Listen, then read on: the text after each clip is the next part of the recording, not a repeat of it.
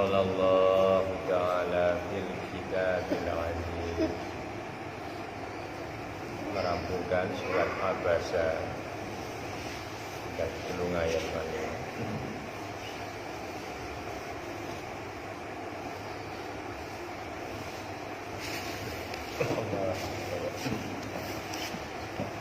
Likulli mri'in minhum yawma idzin sya'nun yughni.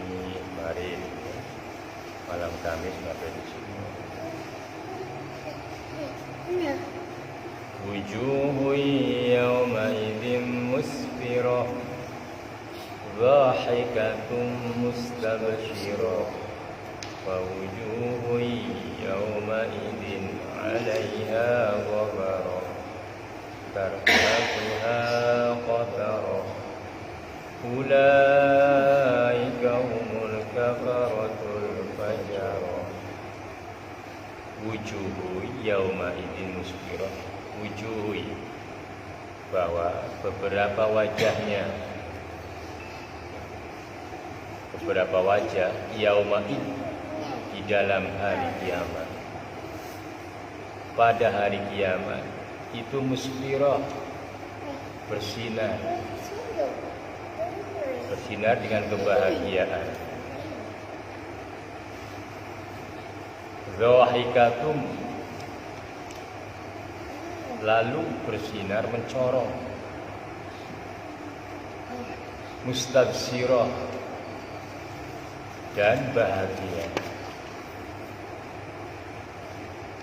Wajah-wajahnya orang-orang yang mendapat Allah ya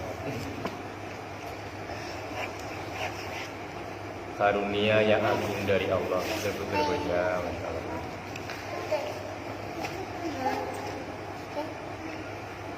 kita menafsiri ini enak tentang wajah-wajah yang bahagia di saat hari kiamat. Jadi setelah hari dikiamatkan, dunia semua alam dikiamatkan, tampaklah wajah-wajah yang berbahagia dan bersinar, ya sinar keimanannya.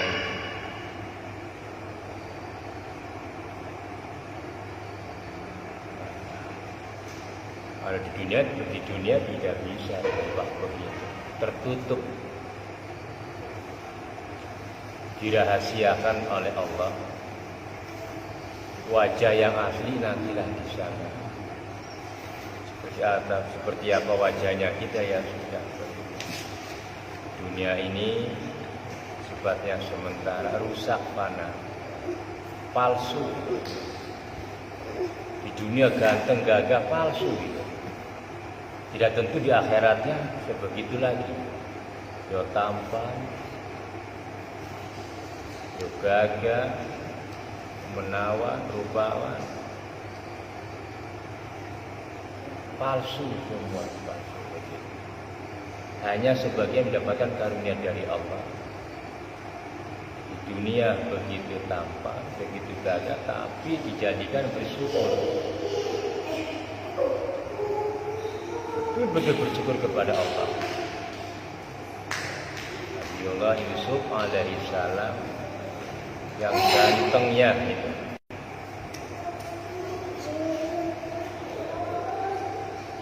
mirip Nabi. Aja setelah Nabi tidak ada Nabi yang paras wajahnya, ketampanannya melawan Nabi Yusuf alaihissalam, tidak ada.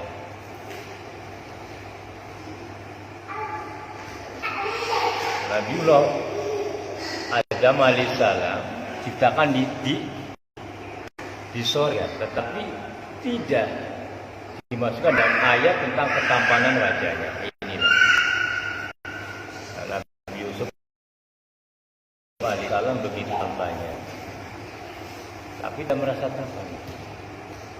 Hanya merasa dia mendapatkan anugerah dari Allah.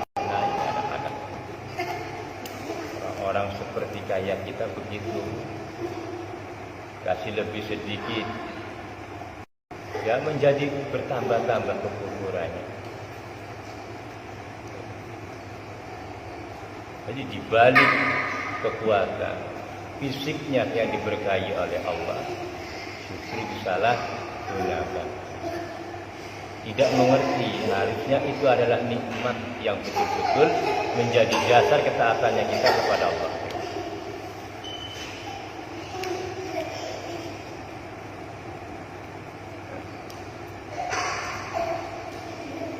Banyak ngeri. Nah ini ayat yang kedua.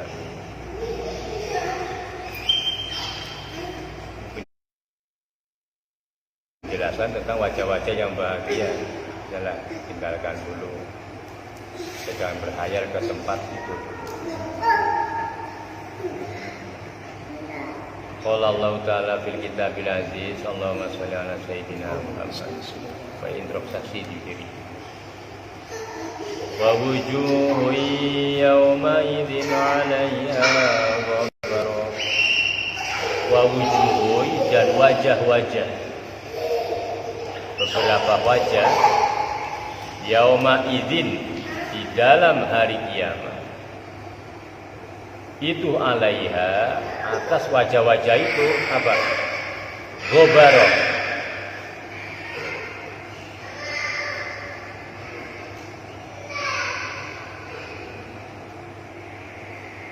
Apa ghabar itu? Lesu. Redup wajahnya, hina betul, cemberut, ya karena dia terasa begitu. Di dunianya sudah terasa apa yang pernah dilakukan, yang mereka sangka tidak akan dihidupkan lagi, sekarang dihidupkan lagi setelah kiamat. Tak gobaro, layu, bakal kebal, bagaimana ini?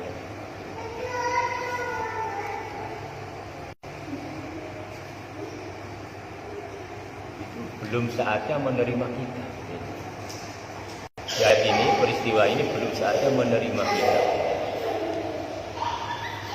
Tapi tanda-tandanya sudah ada.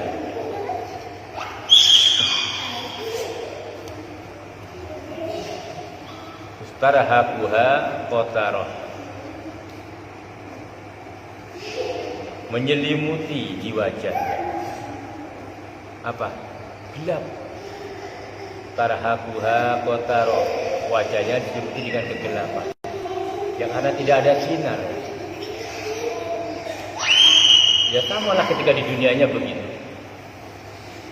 Tidak pernah ada air wudhu yang dibasuh di dalam mukanya untuk menghadap kepada Allah. Otomatis tidak ada sinar, tidak ada nur yang mengenuri hatinya, maka wajahnya pun begitu. Tah wajah basariahnya, tah wajah di dalam hatinya.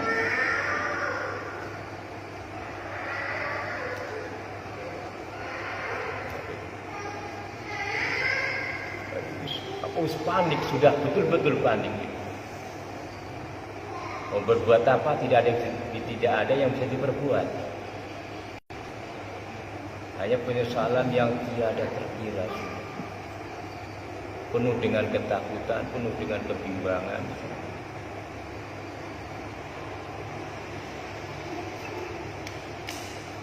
Allahumma sholli ala ulaika humul kafaratul fajr. Bahwa begitu-begitu ahli ini, ahli dosa, humul kafaratul fajr, yaitu orang-orang yang pada kufur,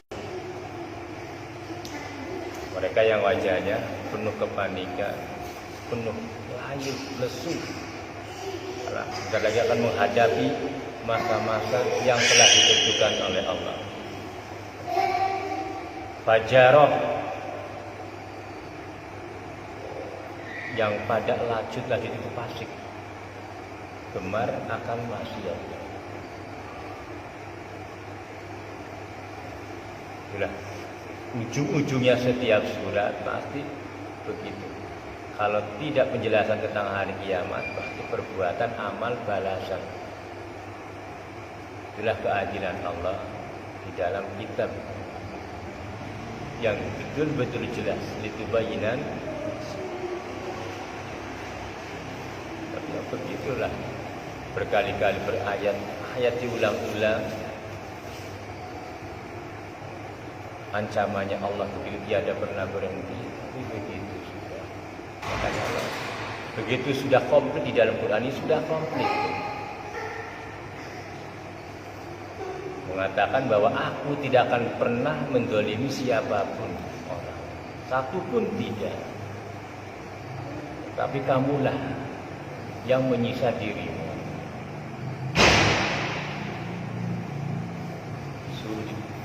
Sudah dikasih, diilhami, dikasih nikmat. Apa nikmat dunia akhirat, apa nikmat dunia? Falhamaha fujuraha wa taqwaha fa'alhamaha, maka diilhami, aku mengilhami, fa'alhamaha. Bukan Rasul saja, keadilan Allah kemul semua manusia mendapatkan ilham. Bukan tidak orang kafir, manusia semua mendapatkan ilham akan kebaikan dan ketidakbaikan. Jadi mereka pun menganggap Tuhan baik, begitu menurut mereka. Ilham yang ada di dalam hati mereka. Loh, bedanya di situ. Kita dikenalkan kepada Allah, mereka tidak. Kita harusnya bersyukur. Betul mulia. Kan Nabi Adamnya aja menyembah Allah, diciptakan oleh Allah, tetap kenapa mengelak? Ya itulah itu betul-betul kadar dunia akhirat betul-betul. Wallahu ta'ala fil kitabil ya dunia. Ulaika humul kafaratul fajar. Itulah humul mereka-mereka yang wajahnya panik, penuh kebingungan, bingung, pikir kata Allah. Pokoknya bingungnya di sana itu bisa dirasakan. Ketika di dunia ada perkara, suatu perkara yang mendadak, yang rasanya dianggap tidak enak, bingung. Jadi apalagi kita menghadapi pengadilan yang betul-betul pengadilan di sana. Dan tidak ada hujah bagi kita. Tidak ada daya, tidak ada upaya untuk hujah. Tinggal penyesalan saja. Lesu aja itu kuyup orang itu. Tertunduk betul-betul.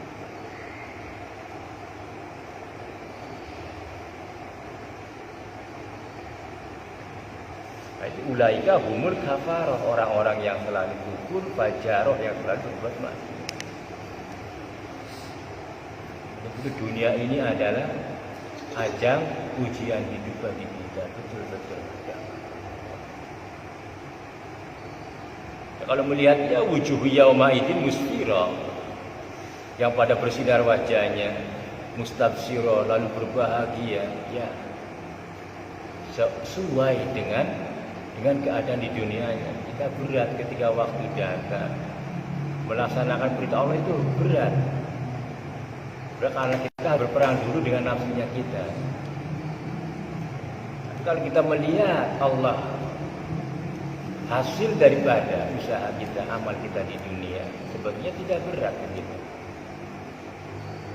Kalau diimbangi dengan kita bermajlis saya begini, mengetahui hasilnya kelak nanti, itu tujuannya begitu supaya menundukkan amarah itu lebih ringan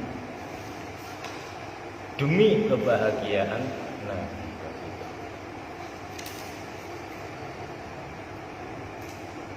Kenikmatan dunia tidak ada apa-apanya. Nanti begitu perbandingannya. Kekayaan apa yang dibanggakan? semuanya akan menjadi akan ditinggal begitu aja. Kan butuh hidup betul, kan ada syariatnya. Makanya kira-kira amal semua perbuatan dijadikan ibadah itu seperti apa? Semua pekerjaan jadi ibadah. Tadi malam begitu, ujungnya kita tetap lari kepada intinya niat. Innama amalu binniyat. Tetapi perbuatan seperti apa kan begitu? Ya kalau jelas perbuatannya maksiat ya jangan begitulah. Jangan diniati maksiat. Nah, disinilah penyesuaian harus bisa.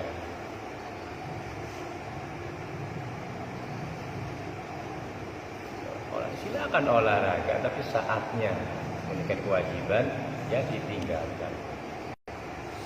Itu namanya niat olahraga. Tetapi dengan batasan-batasan hukum yang ada pada tatanan syariat.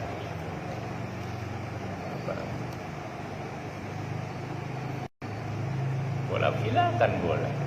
Yang penting saatnya menunaikan kewajiban perintah Allah jangan ditentang. Apapun waktunya, jangan jadikan alasan. Kan begitu zaman dulu kan malam. Boleh itu kalau orang main bola itu pas berlawanan dengan waktu saatnya melaksanakan kewajiban. Nah di desa begitu, desa mana juga asar ini. Apa mimbaran itu apa namanya promotor yang yang mengiringi permainan itu kan. Ayo terus. Nah, ini adan begitu. Ya salah begitu sudah. Namanya terlena.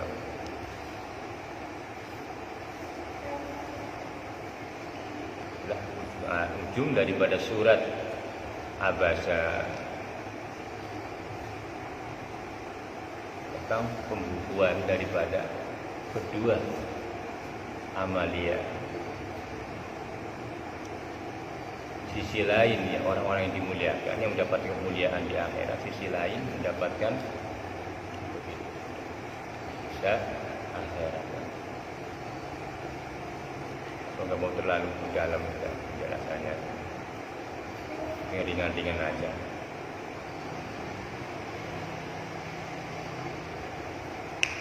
Sadarlah begitu. Kita belajar ta'zimul kalam dulu. Ini adalah dawuh Allah yang menciptakan kita. Jadi dijiwai, betul-betul dijiwai. Penjelasan apa yang telah kita dengar. Mungkin tidak semuanya ayat itu hafal. Peganglah salah satunya menjadi patokan hidup. Lalu betul-betul dimuraqabai, dihayati ayat itu. Nah dari ayat yang satu itulah nanti mengembang. Allah memberikan segala pandangan. Satu ayat saja. Tidak mungkin semuanya hafal bismillah sampai waladzalin. Pegang aja bismillahirrahmanirrahim. Dengan asmanya Allah yang maha pengasih. Apa sih asma itu? Ya begitu. Nah ini tinggal ilmunya yang diperdalam. Mana asma yang sebenarnya itu apa? Supaya menghayati, bisa dihayati.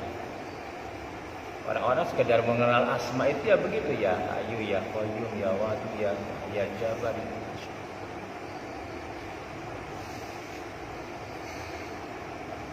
Itu kalimat.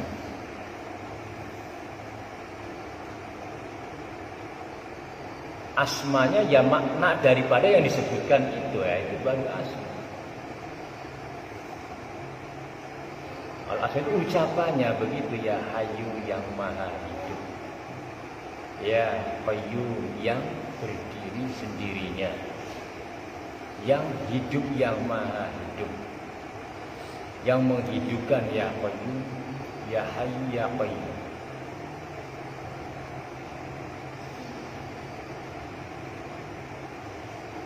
Di ahli tafsir kalau sudah menjiwai satu pengertian saja, luas pandangannya. Bismillahirrahmanirrahim, dengan asmanya Allah. Lalu kita kaji mana asma ini di dalam tauhidnya. Asma itu, asmanya Allah itu nyata betul di kita, itu nyata betul. Kalamnya Allah nyata, menyata maksudnya. Tapi la subih, jangan menyerupai, menyamakan dengan Allah. Hanya sebagai bukti tanda-tanda nyata betul sifatnya Allah pada manusia. Contoh aja ini kalam, ini asma. Mana asmanya? Ya ini yang mengatakan ini keluarlah asma, bermacam-macam asma. Ya itu asmanya Allah. Maka dengan asmanya Allah yang penuh kasih sayang,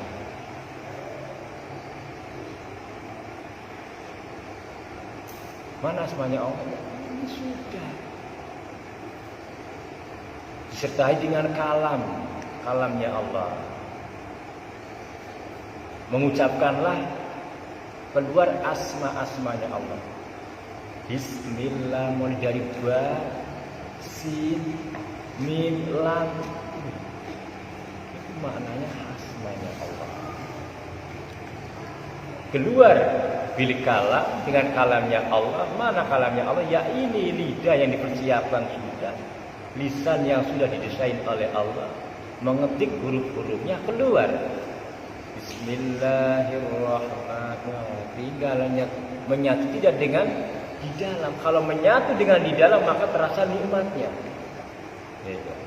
Tapi kalau sembrono, Bismillahirrahmanirrahim, alhamdulillah, tidak bakal terasa, tidak bakal masuk. Hanya enak menurut di atas saja, menurut nafsunya enak, menurut kata dirinya. Tapi sirnya tidak sampai. Maka untuk merasakan itu butuh ilmu pendidikan tasawuf. Ar-Rahmanir-Rahim, merasakan kasih sayangnya Allah, dirasakan di muraqabai supaya hidup kalimat itu terhayati begitu. Ar-Rahman, penuh dengan kasih sayangnya. Iyalah apa yang tidak, bagaimana Allah tidak maha kasih sayang begitu. Yang tidak kita minta Allah berikan. Ya tangan, ya mata, semua. Inilah raga ini diberikan oleh Allah. Lalu Allah menghayat, lalu kehidupannya di dalam inilah yang merasakan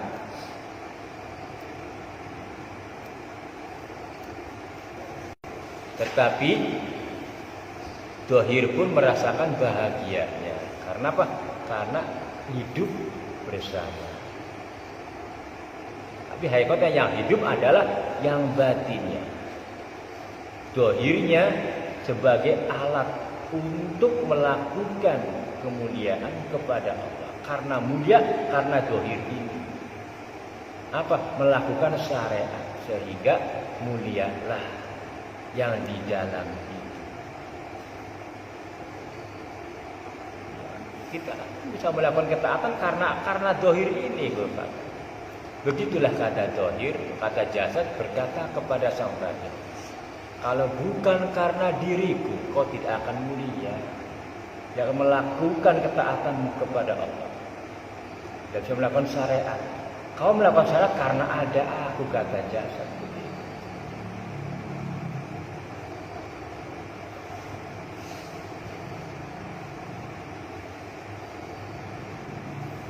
Gitu. Nah, ini mulai sedikit masuk.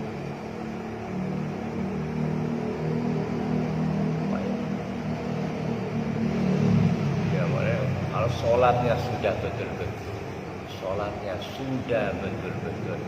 yang penting sholat, jangan pernah tinggalkan sholat.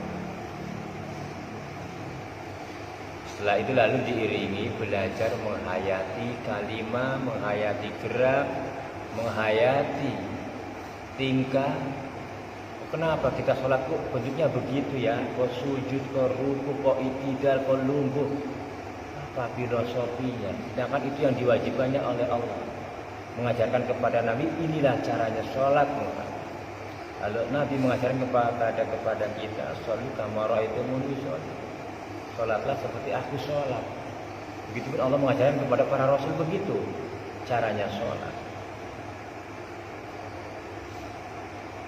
Jadi kepada malaikat tidak sesempurna itu.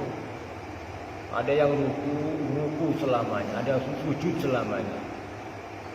Kita ringkes, ya ruku, ya sujud, ya itu semuanya.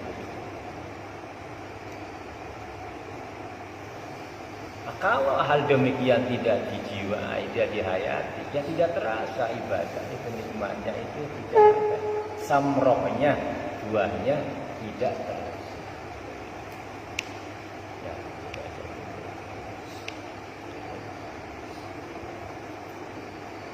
Ini nanti kita bisa merasakan bahagia apa redup kelak kita dari sini, dari penghayatan, dari muraqabah kita kepada ilmu. Betul-betul muraqabah, penjiwaan.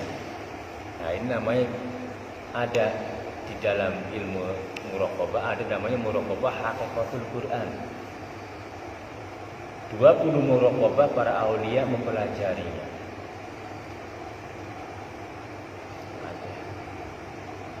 Ada muraqabah ahadiyah, muraqabah wahidiyah. Belajar, meyakinkan, merasa betul bahwa kita ini tidak ada yang ada alalah.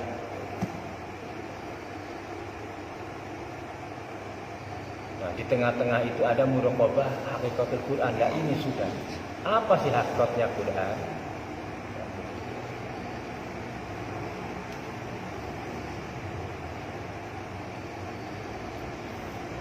Ayatnya di sana menjelaskan Iqra kitaba kafa binafsika yauma alaika hasiba. Iqra, bacalah kitabmu Muhammad. Kafa binafsika, cukup dengan awakmu. Makanya para awliya mengatakan kalau orang ingin mengetahui Tuhannya tidak melalui dirinya, sesat. Melalui tulisan, ibarat ya bintang itu jutaan siapa. Tidak bakalan ketemu. Kalau tidak melalui dirinya, tidak melalui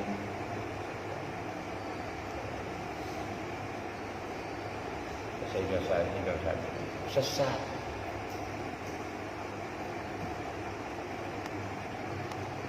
Kaman arofa robau fakot aroba, baru fakot jahilah nafsa. Itu sahabat Umar dari Nabi. Kalau ingin ketemu Tuhanmu, baca dirimu. Kalau kau sudah menemukan jati dirimu, maka akan menemukan Tuhanmu. Apa? Ya, bagaimana tidak ketemu? Karena apa? Kita tidak ketemu. Artinya apa? Tidak ada. Kita ini fana. Ya Allah, ya awalnya kita tidak ada ya. Begitu maafnya. Dilihat, dibaca diri kita ini awalnya kita tidak ada, diadakan. Min turabi min nutfah mun alaqati mun gomah. Lalu sumasabila yasar keluarkan oleh Allah. Begitu. Ya Allah. Astagfirullah. Alhamdulillah. Allah Akbar, Allah Akbar, Allah. Sungguh maha besar. Sungguh maha terpuja hanya milikmu. Tidak ada satu puji bagi manusia, bagi dirimu. Apa? Tidak ada kebaikan satupun. Hanyalah milikmu ya Allah. Itu begitu. Kenapa? Karena kita terus begitu. Menjiwai diri kita. Supaya terasa. Baru sampailah kita kepada Sang Penciptanya. Iqra kafa bina, iqra kitabaka kafa bina. Ayo, itu Al-Qur'annya begitu. Allah sendiri yang mengatakan. Baca kitab, cukup melihat dirimu. Kalau ingin bertemu kepada Sang Khalik, baru tertunduk di hadapan Allah. Nah, itu nanti mulai belajar. Saya ke Yonas mulai belajar, kita itu tidak ada yang ada. Jadi, jangan digunakan yang begini tidak baik, yang ini yang tidak baik.